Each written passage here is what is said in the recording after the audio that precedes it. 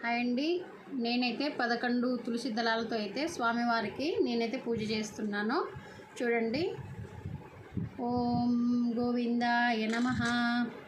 ఓం గోవిందాయ నమః. ఓం గోవిందాయ నమః. ఓం గోవిందాయ నమః. ఓం గోవిందాయ నమః. ఓం గోవిందాయ నమః. ఓం గోవిందాయ నమః. ఓం గోవిందాయ నమః. ఓం గోవిందాయ నమః. ఓం గోవిందాయ నమః. ఓం గోవిందాయ నమః. ఓం గోవిందాయ నమః. చూడండి, నేనైతే ఈ విధంగా అయితే 11 తులసి దళాలతో నేనైతే పూజ అయితే చేస్తానండి. చాలా మంచిది. ఇలా చేయడం వల్ల మంచిగా మనకు ఎటువంటి అనారోగ్యం లేకుండా ఉండాలంటే మనం